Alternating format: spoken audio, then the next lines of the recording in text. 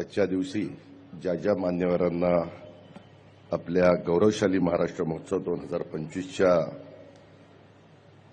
सत्काराच्या निमित्तानं आपण बोलवलं, त्यांचं आदरातिथ्य करण्याच्या निमित्तानं बोलवलं. त्याच्यामध्ये देवेंद्रजी, राज्याचे मुख्यमंत्री देवेंद्रजी फडणवीसजी, आपल्या राज्याचे माजी मुख्यमंत्री विद्यमान खासदार अशोकराव चव्हाण, माजी मुख्यमंत्री विद्यमान खासदार नारायणराव राणेसाहेब, प्रफुल्ल पटेलजी, प्रताप सरनाईकजी, छगन भुजबळजी, सुनील तटकरेजी, नरहरी झिरवाळजी, दिलीप वळसे पाटीलजी, धनंजय मुंडेजी, बाबासाहेब पाटीलजी, आदिती तटकरेजी, इंद्रदिल नाईकजी, मुश्ताक अंतुलेजी.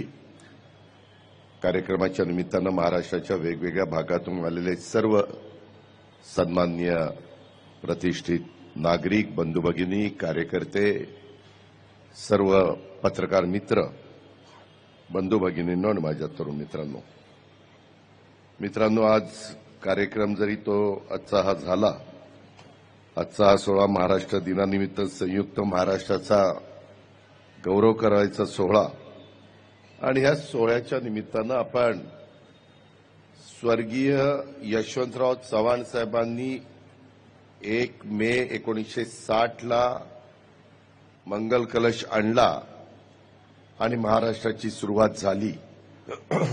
त्या गोष्टीला 65 वर्ष झाली. आणि त्या 65 वर्षाच्या कारकिर्दीमध्ये जे मुख्यमंत्री चव्हाण साहेबांच्यापासून ते देवेंद्र फडणवीस साहेबांच्यापर्यंत होऊन गेलेले आहेत, त्याच्यामध्ये जे आज हयात नाहीत त्यांचं मी स्मरण करतो. त्यांच्या योगदानाबद्दल संपूर्ण महाराष्ट्राला अभिमान आहे, संपूर्ण जनतेला त्यांच्याबद्दल आदर आहे. अशा प्रकारची सद्भावना देखील त्या सर्वांच्या बाबतीमध्ये मी व्यक्त करतो. आणि इतर मान्यवरांना देखील आज आपण बोलवलेलं होतं, परंतु यदा कदाचित कुणाला निमंत्रण देणं चुकून आमच्याकडनं राहून गेलं असेल तर मी त्या माजी मुख्यमंत्र्यांची दिलगिरी देखील व्यक्त करतो. मी माफी देखील त्या ठिकाणी मागतो. पण मगाशी देवेंद्रांनी सांगितलं, राणेसाहेबांनी सांगितलं, अशोकरावांनी सांगितलं, सगळ्यांना एकत्र येऊन याला पक्षीय रंग आम्हाला कुणाला द्यायचा नव्हता. एक आनंदाचा दिवस असतो. आपण जसे सण साजरे करतो तसा 1 मे हा महाराष्ट्राचा सण आहे असं आपण सगळेजण मानतो. आणि म्हणूनच त्याच्यामध्ये दरवर्षी करायचं ठरवलं, परंतु त्याच्यात आणखीन काही सूचना आलेल्या आहेत, त्याबद्दल जरूर विचार करता येईल. पण नवीन पिढीला सातत्याने स्मरण झालं पाहिजे, आठवण राहिली पाहिजे की 1 मे महाराष्ट्र दिनाच्या निमित्तानं ह्या सगळ्या मान्यवरांचं जे योगदान आहे, संयुक्त महाराष्ट्राचा जो लढा दिला गेला, महाराष्ट्र हा नेहमी संघर्ष करत राहिला, त्याही वेळेस संघर्ष करत राहिला. आजही महाराष्ट्र संघर्ष करतोय का, तर बेळगाव, कारवार, निपाणी सह अजून सगळा मराठी भाषिक भाग हा आपल्या महाराष्ट्रामध्ये आलेला नाहीये. ही महाराष्ट्रामध्ये 3 पिढ्या लोक त्याच्याकरता त्या कष्ट घेतायत, झगडतायत, परंतु त्याला दुर्दैवाने यश त्या ठिकाणी अजून मिळालं नाही. ही वस्तुस्थिती आहे. सुप्रीम कोर्टात मॅटर आहे. चांगले वकील देऊन कसा तो निकाल आपल्या बाजूने लागेल ह्याबद्दलचा प्रयत्न आमचा चालू आहे. समोरच्या कर्नाटकचा वेगळ्या पद्धतीने चालू आहे, त्या खोलामध्ये मी जात नाही. पण मी आज बघत होतो, मला गेले 35 वर्ष काम करण्याची संधी मिळाली. 91 साली राजूजी काँग्रेसचे अध्यक्ष असताना मला बारामती लोकसभा मतदारसंघातून उमेदवारी मिळालेली होती आणि त्यावेळेस पहिली संधी मला मिळाली. आणि तेव्हापासून मी सुधाकरराव नाईक साहेबांची कारकीर्द बघितली. त्यांच्या मंत्रिमंडळामध्ये मी राज्यमंत्री म्हणून काम केलं. भुजबळ साहेब स्वतः त्याच्यामध्ये कॅबिनेट मंत्री होते. त्याच्यानंतर आदरणीय पवार साहेबांची कारकीर्द मी बघितली. मी आमदार असताना साहेब मुख्यमंत्री झाल्यामुळं साहजिकच इतर मान्यवरांना संधी मिळणं क्रमप्राप्त होतं आणि त्याच्यामुळं मी आमदार म्हणून त्या काळामध्ये राहिलो. त्याच्यानंतर काही अशा प्रकारच्या घटना घडल्या की 95ला मनोहर जोशी साहेब मुख्यमंत्री झाले. त्याच्यानंतर राणेसाहेब त्या ठिकाणी झाले. लवकरच त्यांनी निवडणुका घेतल्या, कारण एकंदरीतच माझ्या माहितीप्रमाणे राष्ट्रवादी काँग्रेस पक्षाची स्थापना झाली होती. काँग्रेस दुभंगलेली होती आणि त्याच्यातनं लवकर निवडणुका घेतल्या तर निश्चितपणे काही वेगळा निकाल लागेल. शेवटी सरकार म्हणून काम करत असताना, पक्ष म्हणून, नेता म्हणून काम करत असताना काही ना काही आराखडे बांधायचे असतात. त्यावेळेस कदाचित त्या मान्यवरांनी, भाजप शिवसेनेच्या नेत्यांनी बांधले असतील. त्या खोलामध्ये मी जात नाही. परंतु नंतर विलासरावजी झाले, त्यांच्याबरोबर मला काम करण्याची संधी मिळाली. त्याच्यानंतरच्या काळामध्ये सुशीलकुमार शिंदे 1 वर्षाच्या करता आले, पुन्हा विलासराव 4 वर्षाच्या करता आले, पुन्हा विलासरावजींच्या नंतर अशोकराव चव्हाण त्यावेळेस 2004ला आले, पुन्हा ते 2005ला त्यांच्याच नेतृत्वाखाली त्या महाविकास आघाडीचं सरकार आलं आणि त्याच्यानंतरच्या काळामध्ये पृथ्वीराज चव्हाण साहेब आले आणि त्याच्यानंतरच्या काळामध्ये स्वतः देवेंद्र फडणवीस साहेब आले आणि त्याच्यानंतर पुन्हा त्यामध्ये उद्धव ठाकरे साहेब आले, एकनाथराव शिंदेजी आले, पुन्हा आता देवेंद्रजी फडणवीस आले. असे अनेक मुख्यमंत्र्यांची कारकीर्द मी बघितली. आता बरेचसे मुख्यमंत्री आज इथं नाही आहेत. मी थोडंसं अशोकराव आणि नारायणराव राणे साहेबांच्या बद्दल बोलीन की अशोकरावांची कारकीर्द पण मी बघितली. त्यांच्याबरोबर आम्ही सगळेच जण काम करत होतो. पण एक गोष्ट लक्षात घ्या, आपला 6 रिजनचा हा महाराष्ट्र आहे. ह्याच्यामध्ये विदर्भाला चांगल्या प्रकारचं प्रतिनिधित्व मिळालं. तिथल्या अनेकांना ह्या राज्याचं मुख्यमंत्री म्हणून संधी मिळाली. आता देखील देवेंद्रजींना आहे. मराठवाड्याला पण अनेक मान्यवरांना संधी मिळाली. त्याच्या स्वतः अशोकराव चव्हाण साहेब पण आता इथं हजर आहे. पश्चिम महाराष्ट्रात पण आदरणीय वसंतदादा पाटील असतील, आदरणीय पवार साहेब असतील, बाबासाहेब भोसले त्या ठिकाणी असतील, अशा अनेक मान्यवरांना पश्चिम महाराष्ट्रामध्ये देखील संधी मिळाली. हा इतिहास आपण सगळ्यांनी, सुशीलकुमार शिंदे साहेब पश्चिम महाराष्ट्रातले, त्यांनाही संधी मिळाली. कोकणालाही निश्चितपणे मुंबईसह कोकण आपण धरला तर तिथंही त्यांना चांगल्या प्रकारची संधी मिळाली. पण एका गोष्टीची 65 वर्षाच्या नंतर, जसं काल राही भिडे म्हणाल्या की आजपर्यंत 65 वर्षात महिला मुख्यमंत्री झाली नाही, ती पुरोगामी विचारांच्या महाराष्ट्राची कधी ना कधी मुख्यमंत्री झाली पाहिजे. शिवशाहू फुले आंबेडकरांच्या महाराष्ट्राची मुख्यमंत्री झाली पाहिजे, अशा प्रकारची धारणा ही महिला वर्गात पण आहे, आम्हालाही वाटतं. पण उत्तर महाराष्ट्राला, जिथं माझा नंदुरबार आहे, धुळे आहे, जळगाव आहे, नाशिक आहे आणि नगर आहे, तिथं मात्र मुख्यमंत्री पदाची संधी तिथल्या कुठल्याच नेत्याला मिळाली नाही. खरं तर 2004 साली ती संधी चालून आली होती. त्यावेळेस उत्तर महाराष्ट्राला संधी मिळाली असती, परंतु काय झालं ते जास्त प्रफुल्ल पटेल साहेबांना माहिती, मी खोलात जात नाही. पण त्यावेळेसची संधी हुकली, हे मात्र निर्विवाद सत्य आहे. पुढं त्याही भागाला संधी मिळाली पाहिजे. शेवटी चांद्यापासून बांद्यापर्यंत हा महाराष्ट्र उभा राहिलेला आहे. अनेक जातीचे, अनेक पंथाचे, अनेक धर्माचे, अनेक वेगवेगळ्या समाजाचे लोक या ठिकाणी राहतात. काही राणेसाहेबांनी मुद्दे इथं उपस्थित केले. जरूर त्याच्यामध्ये देवेंद्रजी, मी, एकनाथराव आणि आमचा मंत्रिमंडळ त्याबद्दलचा विचार करीत. कारण राज्य पुढे नेत असताना कुठं आपल्या मराठी माणसावर पण अन्याय होता कामा नये.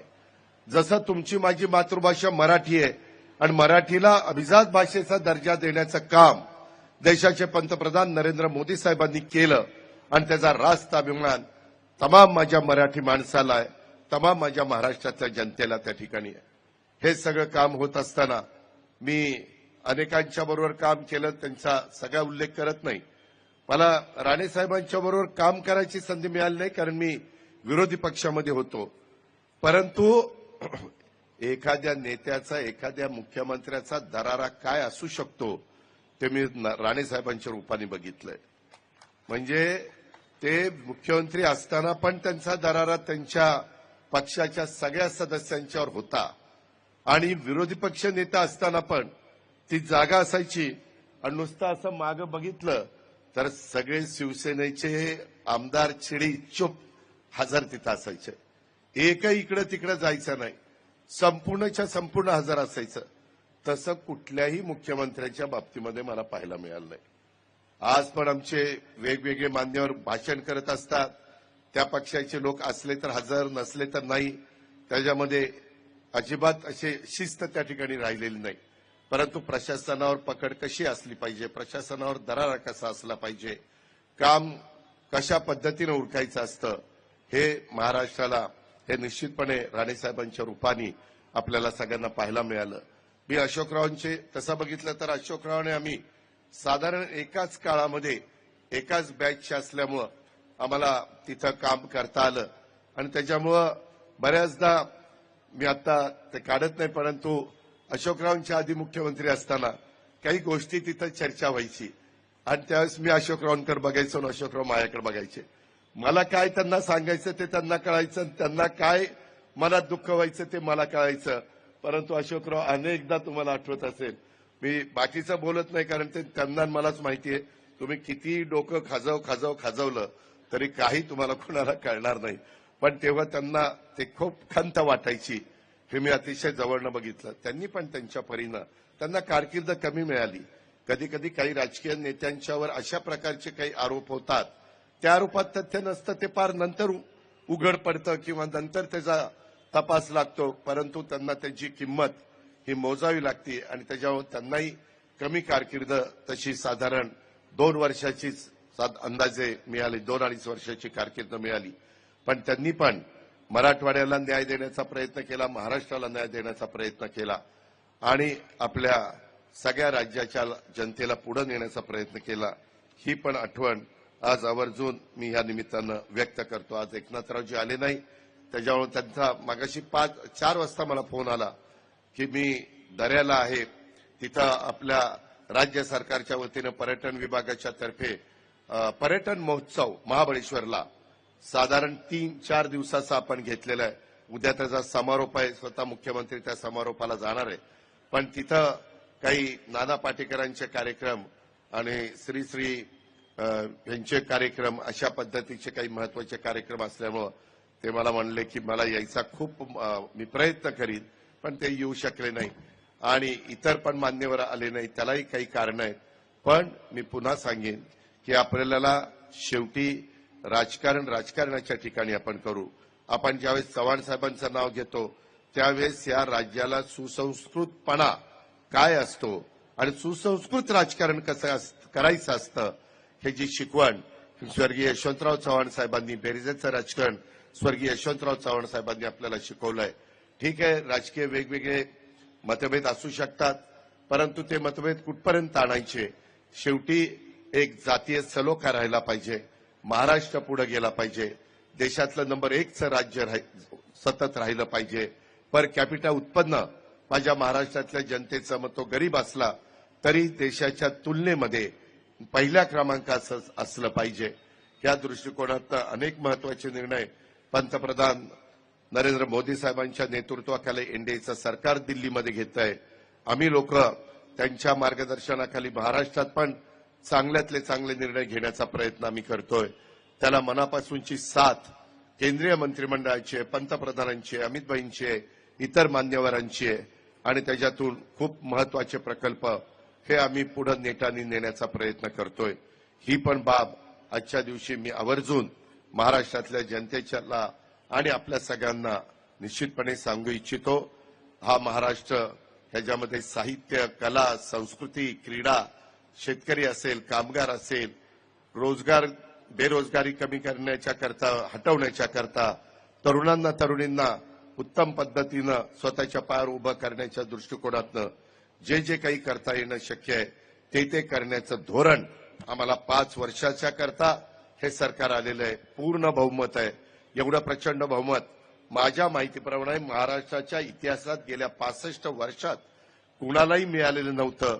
ते आज महायुतीला मिळालेलं आहे आणि त्याच्यामुळे ह्या बहुमताचा आदर करून ह्या बहुमताच्या बद्दल एक लोकांनी टाकलेल्या विश्वासाला कुठेही तडा न जाऊन देता आणि स्वातंत्र्य मराठवाडा किंवा आपल्या संयुक्त महाराष्ट्राचा जो लढा झाला त्या लढ्यामध्ये ज्यांनी त्याच्यामध्ये काही स्वप्न उराशी बाळगलेलं होतं ते स्वप्न पुढे साकार करण्याच्या दृष्टिकोनातनं आम्ही देवेंद्रजी, एकनाथराव, आम्ही सगळेजण निश्चितपणे मनापासून त्या ठिकाणी अधिक जोमाने काम करत राहू याबद्दलची ग्वाही मी आपल्याला सगळ्यांना देतो. आजच्या कार्यक्रमाच्या निमित्तानं ह्या मान्यवरांचे विचार ऐकण्याची संधी आपल्याला सगळ्यांना इथं उपलब्ध झाली. आपण पण चांगल्या संख्येने इथं उपस्थित राहिला त्यानंतर एक करमणुकीचा कार्यक्रम होणार आहे. परंतु मी देवेंद्रजींना तसंच आमच्या राणेसाहेबांना, आमच्या अशोकरावांना मी मनापासून धन्यवाद देतो, मनापासून आभार मानतो.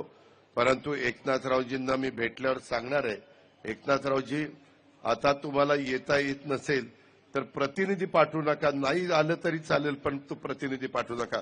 मी प्रतापवर नाराजी व्यक्त नाही करत, कारण प्रताप तसा माझा राष्ट्रवादीचाच आहे, आम्ही एकत्र काम करत होतो. पण साधारण त्याला मग ज्यांचा सत्कार करायचा, मग काही जण आणखीन काही सुचवतो, मग इतर पण म्हणले असतील सर आम्ही येत नाही, आमचा प्रतिनिधी पाठवतो, आमचा प्रतिनिधी पाठवतो.